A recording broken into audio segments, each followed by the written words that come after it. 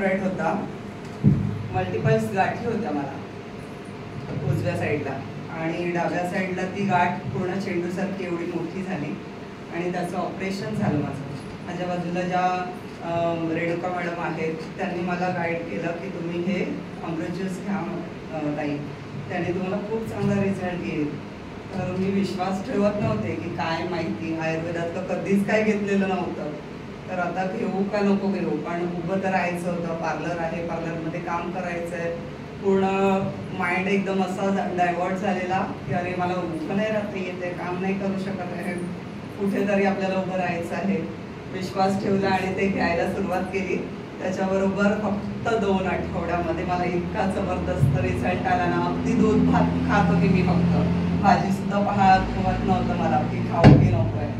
शक्यता खूप कमी होती माझी स्वतःचीच, मला खरंच मी काम करेल की नाही. बेड रेस्ट सांगितलेला होता डॉक्टरांनी, पण इतकं चांगला रिझल्ट आला ना की मी परमेश्वरालाच खूप तेव्हापासून धन्यवाद म्हणते. आणि सगळ्या पूर्ण अमृत ज्यूस ज्यांनी काढलेल्या त्या CMD सरांना, की त्यांनी इतकं सुंदर, इतकं चांगलं प्रोडक्ट तयार केलेले आहे की ते प्रत्येकासाठी योग्य अमृतच तयार झालेलं आहे.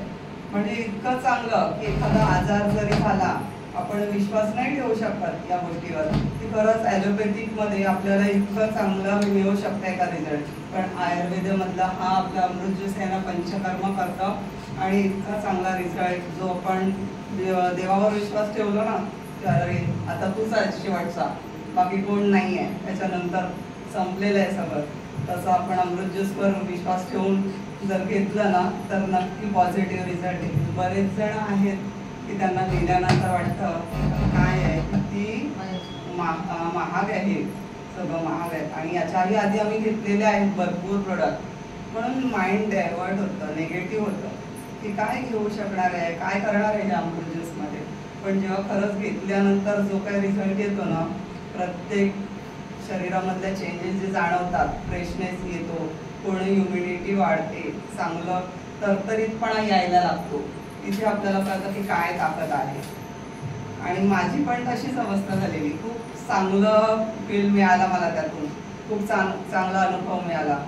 आणि इतका छान अनुभव दिल्यानंतर मग माझ्या मनाची तयारी झाली, अरे आपण चांगले होऊ शकतो, एवढं छान तर आपण दुसऱ्यालाही चांगले करू शकतो. आणि इतकं चांगलं मिळालं ना, आपल्याला सुद्धा इतरांना चांगलं करण्यासाठी आपण आहोत ना जिवंत, त्याच्या कृपेने आहोत ना, असल्यावर जोपर्यंत आहे तोपर्यंत ते करणं सत्कार्य आहे. याच्यापेक्षा पुण्य नाही आहे.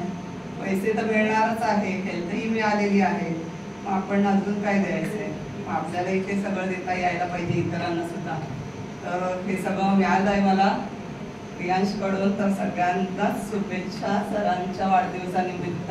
कारण प्रत्येकाने आपला जन्म हा असा सार्थकी लावावा आणि तो सरांनीही साध्य केलेला आहे आणि आपणही त्यांच्याबरोबर सार्थकी करावं, हे सगळ्यांच्या